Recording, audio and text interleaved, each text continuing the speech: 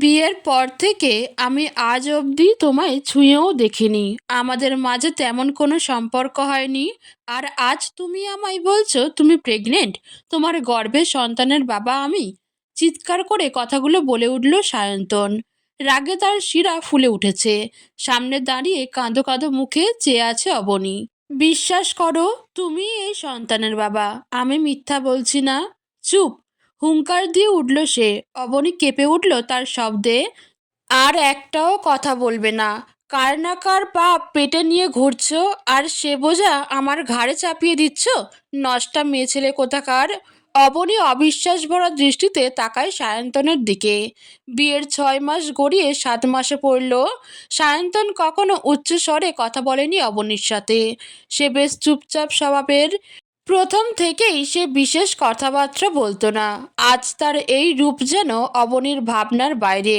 সে কাঁপা কাঁপা গলায় বলল, সায়ন্তন, কেন তুমি এমন করছো আমার সাথে?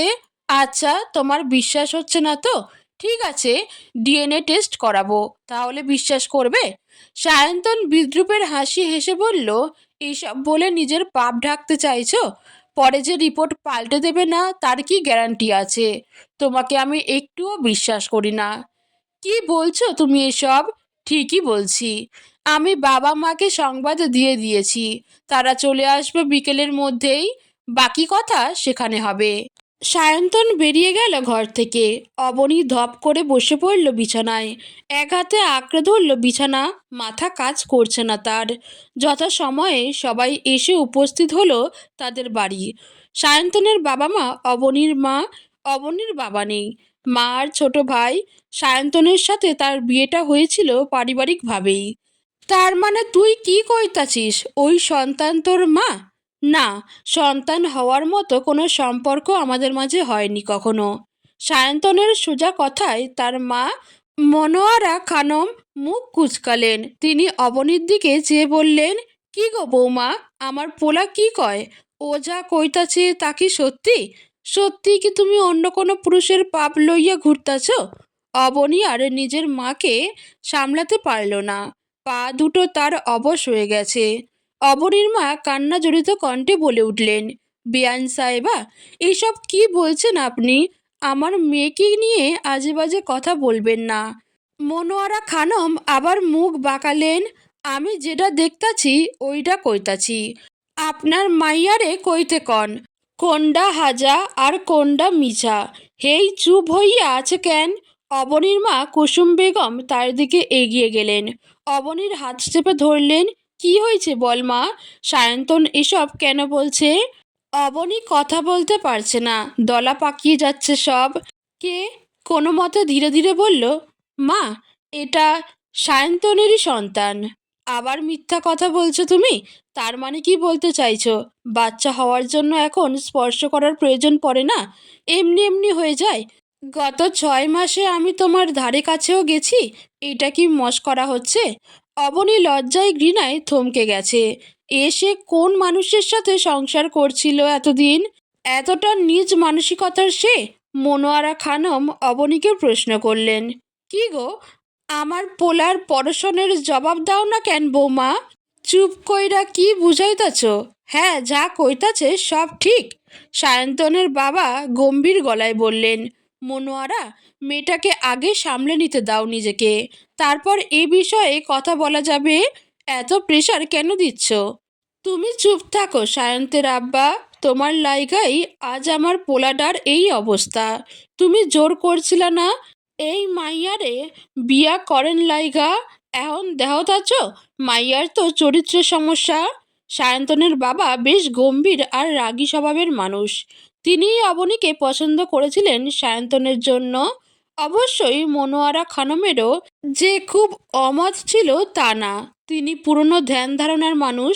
ভেবেছিলেন গরিব ঘরের মেয়েকে ছেলের বউ হিসেবে আনলে তাকে নিজের শাসনে রাখতে পারবেন, কথার অবাধ্য হবে না। বিয়েতে তিনি এইভাবেই দ্বিমত করেননি। কিন্তু এখন অবনীর নামে এসব শুনে তিনি আর সামলাতে পারছেন না নিজেকে। সায়ন্তনের বাবা রহমান সাহেব গম্ভীর মুখে অবনীকে বললেন, আমি তোমায় কিছু বলবো না। আমি চিনি তোমায়। এই বিশ্বাস আমার আছে যে তুমি এমন কোনো কাজ করতে পারো না, কিন্তু ওদের প্রমাণের দরকার। তুমি কি প্রমাণ দিতে রাজি আছো? অবনী পানি ভরা চোখে চাইল রহমান সাহেবের দিকে। বুঝতে পারল তিনি কেন এভাবে বলল। অবনী মাথা নেড়ে বলল, জি বাবা, আপনি আমাকে যা করতে বলবেন আমি তাই করব। বলুন কি করতে হবে। ডিএনএ টেস্ট রেজাল্ট হাতে পাওয়ার পর আশা করছি কারো কোনো কথা থাকবে না। আর তার আগে পর্যন্ত কেউ ওকে ইঙ্গিত করে আজে বাজে কথা বলবে না। যদি বলো আমার থেকে খারাপ কিন্তু কেউ হবে না। রহমান সাহেবের হুমকিতে সবাই মনোয়ারা খানম আর সায়ন্তন বেশ দমে গেল। রহমান সাহেব উঠে দাঁড়িয়ে বললেন, আজ এই মুহূর্তে সবাই আমার সাথে হসপিটালে যাবে। আজকেই ফয়সালা হয়ে যাবে কোনটা সত্যি আর কোনটা মিথ্যা। রহমান সাহেব বেরিয়ে গেলেন ঘর ছেড়ে।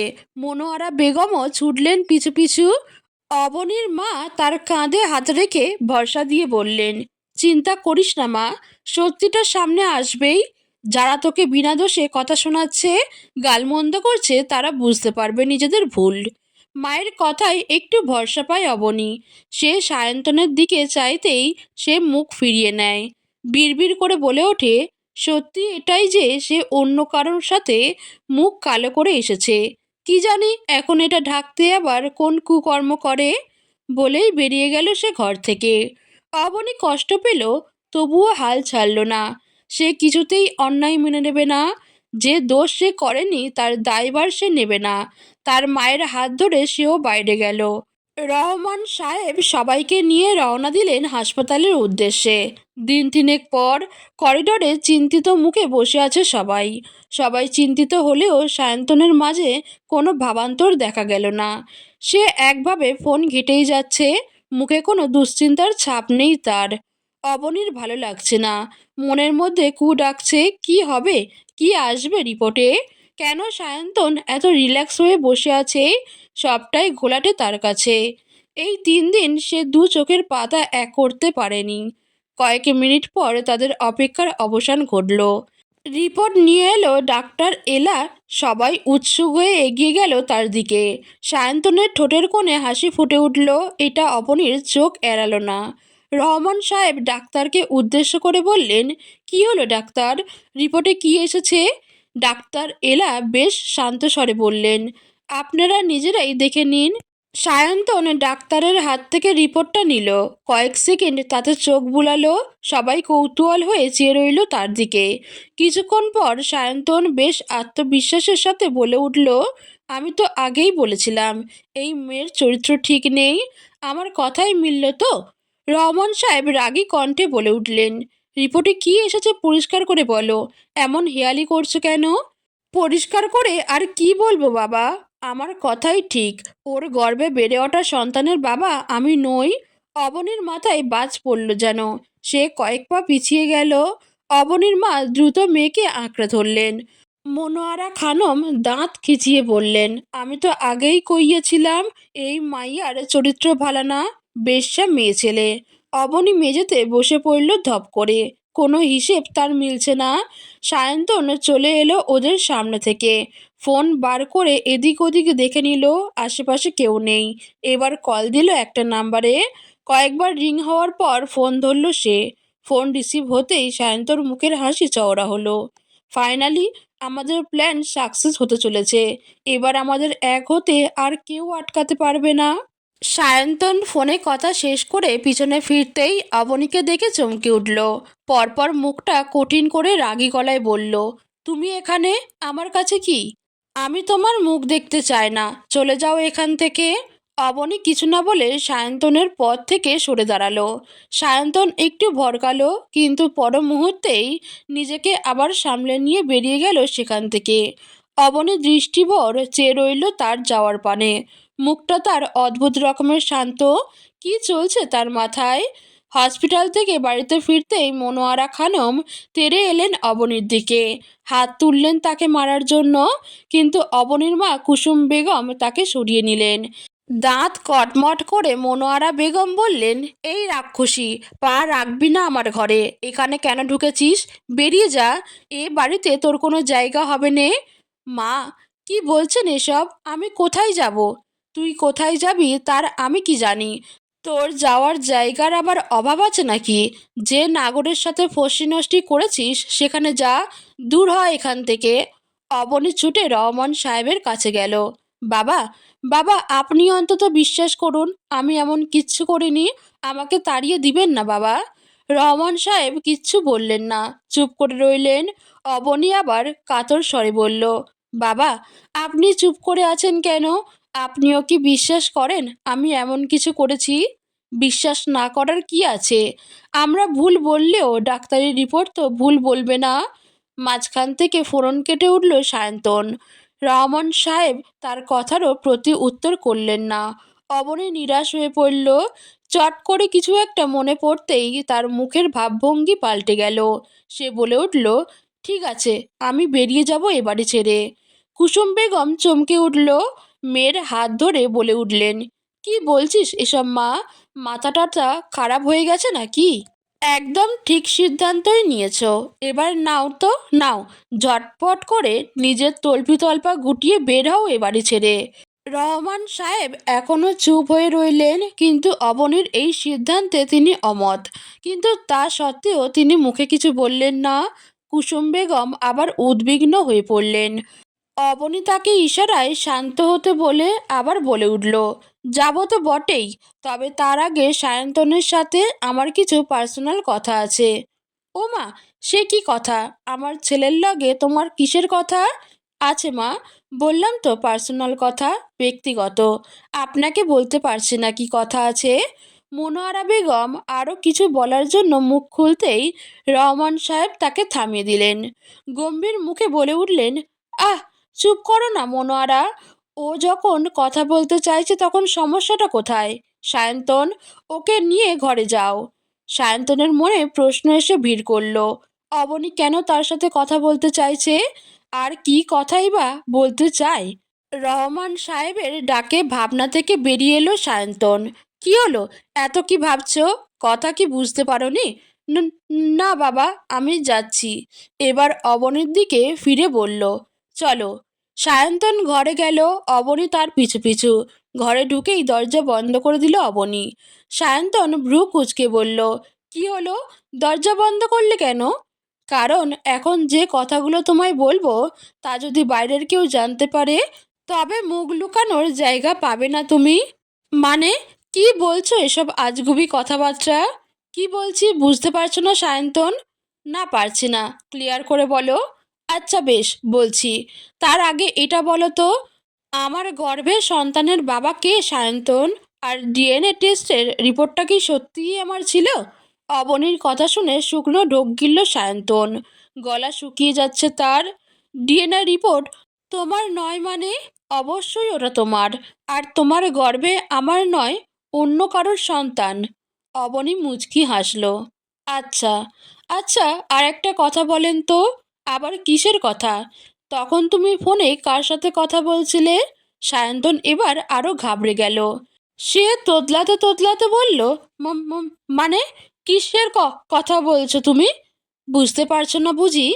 এতটা বোকা তো তুমি নও সায়ন্তন। শোনো, আমার গর্ভে যে তোমার সন্তান রয়েছে সেটা তুমি খুব ভালো করেই জানো।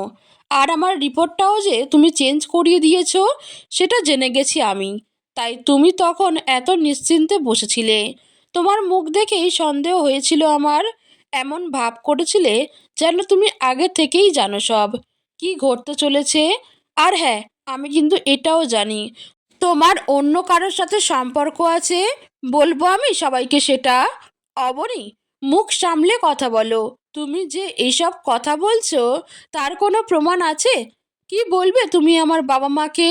তারা তোমায় বিশ্বাস করবে ভাবছো? বোকা মেয়ে। অবনী ফিকে হেসে বলল, বোকা আমি নই সায়ন্তন, তুমি। তোমার কি মনে হয় আমি প্রমাণ জোগাড় না করেই তোমার সাথে কথা বলছি, তোমাকে এসব জানাচ্ছি? সায়ন্তনের মুখের হাসি মিলিয়ে গেল। কি জানো অবনী? কি প্রমাণ আছে তার কাছে? কি প্রমাণ আছে তোমার কাছে? অবনী ডোন্ট কেয়ার ভাব নিয়ে বলল, সেটা তো সময় হলেই দেখতে পারবে।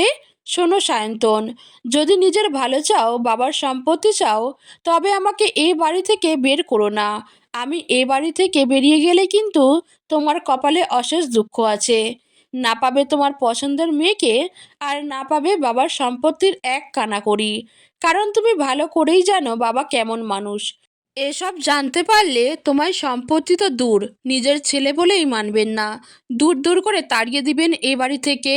সায়ন্তন অবনীর দিকে চেয়ে রইল কিয়ৎক্ষণ। তার যেন বিশ্বাস হচ্ছে না এ সেই অবনী, সেই সহজ সরল মেয়েটা যে এরা করতো। বুক ফুটতো তবু মুখ ফুটতো না। সায়ন্তনের কথা যার কাছে ছিল বেদবাক্য, এতটা চেঞ্জ হয়ে গেল সে এক নিমিষে। তাহলে কি চাইছো এখন তুমি? আমি এ বাড়িতে থাকতে চাই। যেভাবে হোক বাবা মাকে রাজি করিয়ে এ বাড়িতে রাখবে আমায়, তাতে আমার লাভ। তুমি আমার ঘাড়ে বসে থাকলে তো আমি তাকে পাবো না। অবনীর কষ্ট হয় সায়ন্তনের কথা শুনে। এই নিজ মানুষের সাথে সে এতগুলো দিন কাটিয়ে এসেছে, ভেতরে ভেতরে কষ্ট পেলেও মুখ থেকে তার আঁচও লাগতে দিল না অবনী। বাইরে থেকে শান্ত রইল সে। তোমার লাভ তো আছেই, আমি 3 মাস থাকবো তোমার সাথে। 3 মাস পরেই তুমি তোমার কাঙ্ক্ষিত মানুষটাকে পেয়ে যাবে, আর বাবাও তোমার কুকীর্তির কথা জানতে পারবে না। সায়ন্তন ভ্রু কুঁচকে বলল, তোমাকে আমি কেন বিশ্বাস করব? বিশ্বাস করা ছাড়া তোমার কাছে কোনো উপায় নেই সায়ন্তন। নিজের ভালো চাইলে তোমাকে এটাই করতে হবে। ভেবে দেখো কি করবে তুমি। সায়ন্তন ভাবল কিছুক্ষণ, তারপর মাথা নাড়িয়ে বলল, ঠিক আছে, আমি যাচ্ছি বাবা মাকে বোঝাতে, কিন্তু 3 মাসের আর একটা দিনও বেশি নয়। সায়ন্তন ঘরে থেকে বেরিয়ে যেতেই অবনী বসে পড়ল বিছানায়।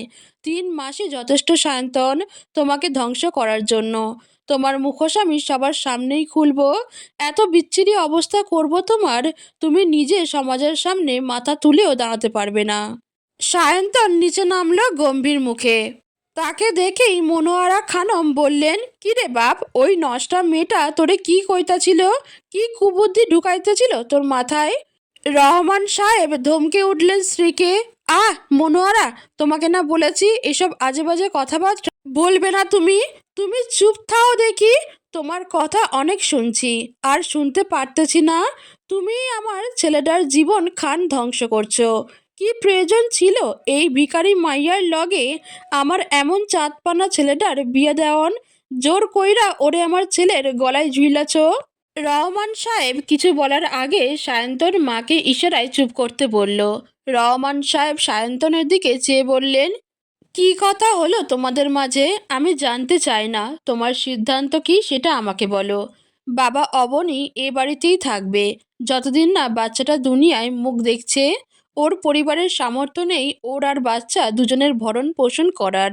হাজার হোক মেয়েটাকে আমি বিয়ে করেছি, সারা জীবন ওর দায়িত্ব নেওয়ার প্রতিজ্ঞা করেছি। এখন এভাবে ওকে ছেড়ে দিতে পারি না। মনোয়ারা খানম আহাজারি করে উঠলেন, দেখছো দেখছো, আমি তো কইয়াছিলামই ওই রাক্ষসীটা আমার ছেলেরে আবার কি মন্তর পড়াইছে। ছেলেটা আমার ওই মায়াবিনীর কথাই ভুইলা গেছে, তাই তো হেরে আবার ঘরে রাখতে চাইতাছে। কুসুম বেগমের সায়ন্তনের কথা ভালো লাগলো না। তিনি চেয়েছিলেন যাতে মেয়ের সংসার না ভাঙে, সে এ বাড়িতেই থাকতে পারে, কিন্তু এভাবে আশ্রিতা হয়ে নয়, সম্মানের সাথে। তিনি জোর গলায় বলে উঠলেন, তার কোনো প্রয়োজন নেই, কোনো প্রয়োজন নেই আমার মেয়ের উপর করুণা করার, ওর উপর দয়া করে এ বাড়িতে থাকতে দেওয়ার। আমি গরিব হতে পারি, কিন্তু এতটাও ভিখারি নই যে আমার মেয়ের মুখে দুমুঠো খাবার তুলে দিতে পারবো না। কুসুম বেগমের কথা শুনে মনোয়ারা খানম মুখ বাঁকিয়ে বলে উঠলেন, মুরদ নেই ভালো মন্দ খাওয়ার, আবার চ্যাটাং চ্যাটাং কথা শোনো, এত কথা আসে কেমন করে মুখে? অবনী মায়ের কাছে গেল, মার হাত পা ধরে তাকে আশ্বস্ত করে বলল, তুমি চিন্তা করো না মা, আমি এই বাড়িতে সারা জীবন থাকবো না, যতদিন না বাচ্চাটা আসছে, সাথে ডিভোর্সটাও। মানে তুই কি বলছিস এসব মা? ঠিকই বলছি মা, এত কিছুর পরেও ওর সাথে থাকার তো কোনো মানে হয় না। যতদিন আমি এ বাড়িতে আছি ততদিন ডিভোর্সটাও করা যাবে। মনোয়ারা খানমের মুখে হাসি ফুটল। হ হ, ডিভোর্সটা তো হইতেই হইব। এই কাল নাগিনীর সাথে আমি আমার পোলারে আর থাকতে দিব না। রহমান সাহেব হতভম্ব হয়ে এদিক ওদিক দেখছেন, কি হচ্ছে তার সংসারে এসব? তার সুখের সংসার তারই সামনে ভেঙে চুরমার হয়ে যাচ্ছে, অথচ তিনি কিছু করতে পারছেন না। তখনকার মতো যে যার কাজে চলে গেল। কুসুম বেগম অবনীকে টেনে নিয়ে এলেন রুমে, দরজা আটকে অবনীকে খাটের উপর বসালেন। কি করছিস এসব? কেন থাকতে চাইছিস এখানে? অবনী তার মায়ের হাত ধরে ভরসা দিল। শান্ত হও মা, আমি যা করছি ভেবে চিন্তেই করছি। কি ভেবে চিন্তে করছিস? বল আমায়, কি করতে চাইছিস তুই? কি ঘুরছে তোর মাথায়? সবটা খোলসা করে আমায় বল অবনী। অবনী একটু দম নিয়ে বলা শুরু করলো। মা, আর কেউ আমায় চিনুক আর না চিনুক, তুমি তো চেনো আমায়, জানো আমি কি করতে পারি আর কি পারি না। এই বাচ্চা সায়ন্তনেরই। তাহলে ও এসব কেন বলছে? কেন বলছে? ও আর তোর কখনো তেমন সম্পর্ক হয়নি, আর রিপোর্টেই বা কেন ওসব এলো? কি হচ্ছে এসব? আমার তো কিছুই মাথায় ঢুকছে না।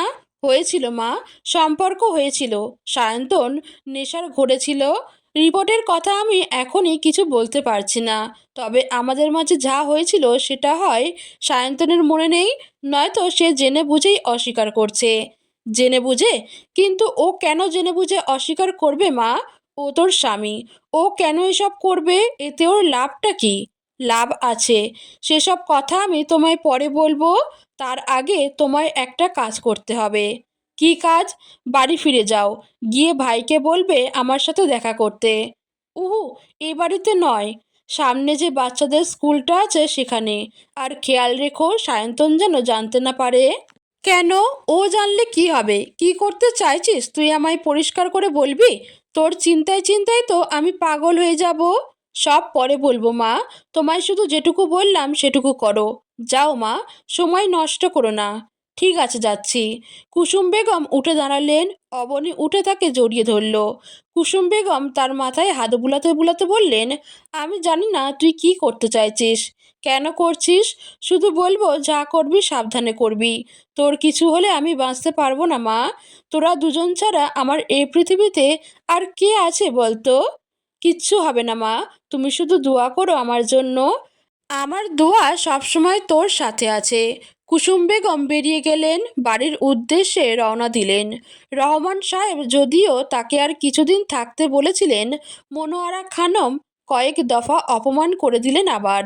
কুসুম বেগম প্রতিবাদ করেননি। তিনি চান না মেয়ে যতদিন এ বাড়িতে আছে তার জন্য তার মেয়ে সাফার করুক। অবনী বাসা থেকে বের হলো বিকেল নাগাদ। সায়ন্তন তখন বাসায় ছিল না। বের হওয়ার আগে মনোয়ারা খানম তাকে দেখে ফেলল। তিনি তখন ড্রয়িং রুমেই ছিলেন। এই মাইয়া সাজগোজ কইরা কোমর দুলাইয়া কই যাইতেছ শুনি? তোমার নাগরের লগে দেখা করতে? সেটাই ভেবে নিন, বলেই বেরিয়ে গেল সে। পিছন থেকে মনোয়ারা খানম সামনে গালি দিয়ে যাচ্ছে তাকে। অবনী সেসব কানে তুলল না। অবনী বেরিয়ে বাম দিকে গেল। ওদের বাসা থেকে কিছু দূরে এখানটায় একটা কিন্ডারগার্টেন স্কুল আছে। অবনী তার সামনে গিয়ে দাঁড়ালো। সায়ন্তনের অফিস অন্য রাস্তায়, তাই এই দিকটায় আসার তেমন কোনো সম্ভাবনা নেই। অবনী স্কুলের সামনে রাখা একটা বেঞ্চে বসে পড়ল। মিনিট 20 পর তার ভাই অন্ত এলো সেখানে। অন্ত অবনীর থেকে 3 বছরের ছোট। বোনের খুব বাধ্য ভাই সে, সবে ভার্সিটিতে উঠেছে। সে এসে বসে পড়ল অবনীর পাশে। কি হয়েছে আপু? মাকে বলে এমন জরুরি তলব পাঠালি কেন? তোর সাহায্য দরকার ভাই। সাহায্য? কি সাহায্য? আর কি হয়েছে বলো তো তোর ভাইয়ার সাথে? মাকে জিজ্ঞেস করলাম কিন্তু কিচ্ছু বলল না। সব বলছি। অবনী একে একে সব অন্তকে খুলে বলল। শুনে তো তার রাগ মাথায় উঠল। তেজি গলায় বলল, এখনই চল বাড়িতে, এখানে তোকে আর থাকতে দেব না আমি। তুই এত কিছুর পরেও কিভাবে ওই লোকটার সাথে থাকতে রাজি হলি? শান্ত হ অন্তু, এখন উত্তেজিত হয়ে কিছু করার সময় নয়। যা করতে হবে ভেবেচিন্তে। ও আমাকে ঠকিয়েছে। এত সহজে যদি ওকে ছেড়ে দিই তবে আমি তো নিজেই নিজের কাছে আত্মসম্মানহীন হয়ে যাব। ও তো চাইছেই যাতে আমি ওকে ছেড়ে দিই আর ও ওই মেয়েটার সাথে থাকতে পারে। কিন্তু আমি এমনটা কেন করব? ও আমাকে ঠকিয়েছে, তার শাস্তি না দিয়ে আমি ওকে ছেড়ে যাব যাতে ওর পথ আরও পরিষ্কার হয়ে যায়? কি করতে চাইছিস তুই এখন সেটা বল। নজর রাখতে হবে সায়ন্তর উপর। আমি শুধু সন্দেহ থেকে ওই কথাগুলো ওকে বলেছিলাম, অন্ধকারে ঢিল ছোড়ার মতো। কিন্তু সেটা সে সঠিক নিশানায় লেগে যাবে তা বুঝতে পারেনি। এখন তোকে ওর উপর নজর রাখতে হবে, কখন কোথায় কার সাথে যাচ্ছে সব কিছু রেকর্ড করতে হবে। পাকাপোক্ত প্রমাণ চাই আমার ভাই। আর সব থেকে ইম্পর্টেন্ট, কোন মেয়ের সাথে ওর সম্পর্ক আছে সেটা জানা ভীষণ জরুরি। আমি জানি না সে কে, ওকে বলেছি আমার কাছে প্রমাণ আছে, সেই ভয়েই ও আমাকে ওই বাড়িতে থাকতে রাজি হয়েছে। কিন্তু আমার কাছে কোনো প্রমাণ নেই, প্রমাণটা তোকেই জোগাড় করতে হবে ভাই। পারবি তো? পারবো আপু, তোর জন্য আমি সব কিছু করতে পারবো। অন্তু জড়িয়ে ধরে অবনীকে। কত কিছু সহ্য করেছে তার বোনটা, এবার সেই তার কষ্ট লাঘব করবে। আর কষ্ট পেতে দেবে না সে অবনীকে। সায়ন্তন ফিরল রাত করে। অবনী তখন ঘরেই ছিল। অবনী দেখেও না দেখার ভান করে ওয়াশরুমে ঢুকে গেল সে। অবনী সুযোগ বুঝে অন্তুর দেওয়া ছোট ক্যামেরাটা ফুলদানির পিছনে লুকিয়ে রাখলো আর অপেক্ষা করতে থাকলো সায়ন্তনের বের হওয়ার। ঘন্টা দুয়েক পর সায়ন্তন গোসল সেরে বেরিয়ে এলো ওয়াশরুম থেকে। টাওয়ালটা খাটের উপর ছুঁড়ে ফেলে সোফায় গিয়ে বসলো ফোন নিয়ে। অবনী মনে মনে প্রস্তুতি নিল, আজ সে সায়ন্তনের মুখোশ খুলেই ছাড়বে। কিছুক্ষণ চুপচাপ বসে রইল অবনী। হঠাৎ সায়ন্তনের দিকে চেয়ে ধরা গলায় বলে উঠল, আমার সাথে এমনটা কেন করলেন সায়ন্তন? সায়ন্তন আচমকা অবনীর এ প্রশ্নে ঘাবড়ে গেল। থতমত খেয়ে চেয়ে রইল তার দিকে। অবনী ফের প্রশ্ন করল, কি হলো? কোনো জবাব কেন দিচ্ছ না? কেন করলে আমার সাথে এমন? কেন ঠকালে আমায়? কি ক্ষতি করেছিলাম আমি তোমার? সায়ন্তন ভ্যাবাচাকা খেয়ে গেল। অবনী হঠাৎ করে এসব কি বলছে, আর কেনই বা বলছে? কি বলছো এসব? কি হয়েছে তোমার? ভ্রুকুচকে প্রশ্ন করল সায়ন্তন। অবনীর মুখভঙ্গি বদলালো না। সে আবার বলল, আমি কি বলছি তুমি বুঝতে পারছো না সায়ন্তন? নাকি না বোঝার ভান করে আছো? অবনী যা বলার পরিষ্কার করে বলো।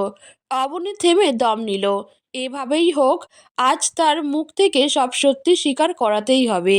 চোখে মুখে তীব্র ঘৃণা নিয়ে সে সায়ন্তনকে বলল, তুমি বুঝতে পারছো না? আমাকে এত বাজেভাবে ঠকিয়ে সমাজে আমার মান সম্মান নষ্ট করে এখন বলছো তুমি কিছু বুঝতে পারছো না? আমার গর্ভের সন্তানটা তো তোমারই। তুমিই এই সন্তানের বাবা, তাও কি সুন্দর করে অস্বীকার করলে সব। ডাক্তারকে দিয়ে সব রিপোর্টও বদলে দিলে। এটা প্রমাণ করালে যে এই সন্তানের বাবা তুমি নও, এটা অন্য কারো সন্তান। ছি সায়ন্তন, ছি। এতটুকু মনুষ্যত্ব বোধ তোমার মাঝে অবশিষ্ট নেই। যে বাচ্চাটা এখনো দুনিয়ার আলো দেখেনি, তাকে নিয়ে তুমি এই নোংরা খেলাটা খেলছো। বলতে বলতে কেঁদে ফেলল অবনী। সায়ন্তন কয়েক মুহূর্ত হতভম্ব হয়ে দাঁড়িয়ে রইল। তারপর সন্ধিহান গলায় বলল, আজ হঠাৎ এসব কেন বলছো অবনী? এটা নিয়ে তো আমাদের মাঝে আগেই কথা হয়ে গেছে। কেন বলছি বুঝতে পারছো না সায়ন্তন? তুমি কেন এমন করছো সেটা আমার জানার প্রয়োজন নেই। আমি জানতে চাই, এটা তুমি আমার সাথে কেন করছো? এই প্রশ্নের উত্তর তুমি আমায় দাওনি সায়ন্তন। কিসের উত্তর দিব? কিসের উত্তর দেবে? এখনো বলছো কিসের উত্তর দেবে? আমার সব প্রশ্নের উত্তর আজ দেবে তুমি, না হলে আমি বাবাকে বলে দেব তোমার কুকর্মের কথা। কি যেন নাম তার? ডাক্তার এলা, তাই না? যে ডিএনএ টেস্ট করিয়েছিল। সায়ন্তনের বেশ বড়সড় একটা ঝটকা লাগলো। চমকে দু কদম পিছিয়ে গেল সে। অবনী কিভাবে জানলো এসব? সে তো ভেবেছিল অবনী মেয়েটা চেনে না, শুধু জানে তার কারোর সাথে সম্পর্ক আছে। কিন্তু অবনী এত কিছু জানে সে যেন সে ভাবতেই পারেনি। কি বলছো এসব? কে ডাক্তার এলা? অবনী তাচ্ছিল্যের হাসি হাসলো। সায়ন্তন, তুমি কি ভাবো বলো তো? দুনিয়ায় একমাত্র তুমিই চালাক ব্যক্তি, আর সবাই বোকা। হাত দিয়ে কপালের ঘাম মুছল সায়ন্তন। বলো কি জানতে চাও তুমি? ঠোঁটের কোণে হাসি ফুটে উঠল অবনীর, যদিও সেটা সায়ন্তনের নজরে এলো না। কতদিনের সম্পর্ক? 3.5 বছর। তাহলে আমার সাথে বিয়েতে রাজি হলে কেন? বাবার ভয়ে। বিয়ের আগে আমাকে তো তোমার সম্পর্কের কথা জানাতে পারতে, কিংবা তোমার মাকে বলতে পারতে। উনি তো তোমার কথা শোনে বলে জানি। মায়ের অমন মেয়ে পছন্দ নয়। আর তোমাকেও বলেও বিশেষ লাভ হতো না। বিয়েটা ভেঙে গেলে বাবা আমায় সম্পত্তিচ্যুত করতো, কোনো ভাগ পেতাম না আমি। মেয়েটা তোমার বিয়ের কথা শুনে কিছু বলেনি? রাজি হয়ে গেছিল তোমাকে অন্য কারোর সাথে বিয়ে করতে দিতে। আমি বুঝিয়েছিলাম ওকে, ও বুঝেছিল। প্রথম প্রথম একটু কান্নাকাটি করতো, তারপর সামলে নিয়েছিল। কিন্তু আমার সাথে ইন্টিমেট হলে কেন? অন্য কোনো অজুহাতে ডিভোর্স দিতে পারতে। বাবাকে এটা বলতে পারতে তোমার সাথে আমার মনের মিল নেই, কিংবা আমি তোমার মনের মতো নই। এই নোংরা খেলাটা কেন খেললে? তোমার মনে হয় এই সাধারণ কারণ দেখালে বাবা ডিভোর্সের জন্য রাজি হতো? তোমার সাথে ইন্টিমেট হওয়ার এই আইডিয়াও এলাই আমাকে দিয়েছিল, যাতে খুব সহজেই সব হয়ে যায়। বাবাও নিজে থেকে আমাদের ডিভোর্সটা করিয়ে দেন। অবনী বসলো খাটে। সায়ন্তন এতটা নোংরা মস্তিষ্কের? এই মানুষটার সাথেই এতদিন সে সংসার করে এসেছে, ভালোবেসেছে, তার নিজের উপরই ঘৃণা লাগছে এখন। অবনী কোনো মতে নিজেকে সামলে নিল। তার মানে তুমি বলছো সেদিন তুমি নেশার ঘোরে নয়, জেনে বুঝেই আমার সাথে ইন্টিমেট হয়েছিলে? সায়ন্তন মাথা নেড়ে জবাব দেয়, হ্যাঁ। ডিএনএ টেস্টের রিপোর্ট তোমার গার্লফ্রেন্ড চেঞ্জ করেছিল, তাই না? কিন্তু ও নিজেই তো রিপোর্ট নিয়ে এসেছিল সবার সামনে। কেউ চিনতে পারেনি কেন? তোমার বাবা মা কি ওকে চেনে না? ওর কথা কি তুমি বলনি কাউকে? রাজি হতো কি না সেটা তো পরের ব্যাপার। তোমাকে বললাম না, মা বাবার এমন মেয়ে পছন্দ নয়। ওদের পছন্দ তোমার মতো মেয়ে। এলা একটু অন্য রকম, ও সংসারী নয়। আর বাবা মায়ের সংসারী মেয়ে পছন্দ তোমার মতো। তোমার কেন আমায় পছন্দ হলো না সায়ন্তন? ভুল তো তুমিই করেছো, অন্যায় তো তুমিই করেছো। তার জন্য আমি কেন ভুগবো? কেন আমি শাস্তি পাবো? তোমার মা আমাকে অতগুলো বাজে কথা বলেছে, ইনফ্যাক্ট এখনো বলছে। চোখের সামনে দেখলেই। কেন সায়ন্তন? আমি তো তোমার কোনো ক্ষতি করিনি। তবে কেন আমাকে এত বড় শাস্তি দিলে সায়ন্তন? তোমার লজ্জা করে না? নিজের স্বার্থের জন্য আমার জীবনটা নিয়ে খেললে। অবনী, আমি চুপ। তোমার ওই মুখে আমি আমার নামটাও শুনতে চাই না আর। মানলাম বিয়েটা তুমি অনিচ্ছা সত্ত্বেও করেছো। তারপর তো আমাকে জানাতে পারতে, বলতে পারতে তুমি অন্য কাউকে ভালোবাসো, আমার সাথে সংসার করতে পারবে না। কেন করলে আমার জীবনটা নষ্ট? জবাব দাও সায়ন্তন। সায়ন্তন কথা বলে না, মাথা নিচু করেই দাঁড়িয়ে রইল। কী বা বলবে সে? তার কাছে তো অবনীর কোনো প্রশ্নের উত্তর নেই। এতদিন তার অবনীর সাথে করা অন্যায়ের কথা ভেবে খারাপ লাগেনি, গিল্টি ফিল হয়নি। কিন্তু আজ হচ্ছে। আজ তার মনে হচ্ছে সে অন্যায় করেছে। অবনী হঠাৎ করেই চিৎকার করে সায়ন্তনের বাবা মাকে ডাকতে লাগলো। সায়ন্তন ঘাবড়ে গেল। কয়েক মিনিট পর রহমান সাহেব আর মনোয়ারা খানম ঘরে ঢুকলো। মনোয়ারা খানমের চোখে মুখে বিরক্তির ছাপ, কিন্তু সায়ন্তন ভয় পেল। অবনী সব কিছু বলে দেবে না তো? সায়ন্তনের ভয়টাই সত্যি হলো শেষমেশ। অবনী তাদের সবটা বলল। সায়ন্তনের বলা কথা একে একে সব খুলে বলল। রহমান সাহেব হতভম্ব হয়ে গেলেন। মনোয়ারা খানম মুখ বাঁকিয়ে অবিশ্বাসের সুরে বললেন, তোর তো সাহস কম না মাইয়া? তুই নিজে অকাম কইরা আমার ভোলা ভালা পোলাডারে ফাঁসাইতে চাইতেছস। লজ্জা করে না তোর? না মা, করে না। আমি লজ্জা পাওয়ার মতো এমন কিছু করিনি যাতে লজ্জা পেতে হবে। লজ্জা পাওয়া উচিত আপনার ছেলের। অন্যায় সে করেছে, চিৎকার করে বলল অবনী। রহমান সাহেব ঠাস করে একটা চর বসিয়ে দিলেন সায়ন্তনের গালে। মনোয়ারা খানম রেগেমেগে আগুন হয়ে উঠলেন। এইটা তুমি কি করলা সায়ন্তনের বাপ? আমার পোলার গায়ে হাত তুললা ওই নষ্টা মাইয়াডার কথা শুই না? কি প্রমাণ আছে যে আমার পোলাই এসব করছে? কও। কিছু না যায় না যাচাই না কইরা তুমি মাইনা নিলা? সায়ন্তনের মুখভঙ্গিও পাল্টে গেল। অনুতাপবোধের ছিটা ফোঁটাও দেখা গেল না তার মুখে। ও কে বাবা? আমি তোমার নিজের ছেলে। তুমি আমার থেকে ওকে বেশি বিশ্বাস করো? কি প্রমাণ আছে আমি এসব বলেছি? ও আমাকে ফাঁসাতে চাইছে বাবা। নিজের দোষ ঢাকতে এসব করছে। অবনী ওর দিকে চেয়ে হেসে উঠল। সায়ন্তন, গিরগিটিও তো তোমাকে দেখে লজ্জা পেয়ে যাবে। আরে একটু তো লজ্জা শরম রাখো। এত তাড়াতাড়ি তো মনে হয় সেও নিজের রং পাল্টায় না, যত দ্রুত তুমি রং পাল্টাচ্ছ। চুপ, একদম চুপ। একদম বাজে কথা বলবে না তুমি। তুমি নিজে পাপ করে আমার ঘাড়ে চাপাতে চাইছো? আচ্ছা, তাই বুঝি? অবনী ফুলদানিটার পিছন থেকে ক্যামেরাটা বার করলো। সেটা হাতে নিয়ে সায়ন্তনের দিকে চেয়ে বলল, কি বলছিলে? প্রমাণ? এই যে আমার হাতে দেখছো, এটা প্রমাণ। তোমার নিজের মুখে স্বীকার করা সব পাপের প্রমাণ এতে আছে। সায়ন্তন রক্তশূন্য মুখে চেয়ে রইল অবনীর দিকে।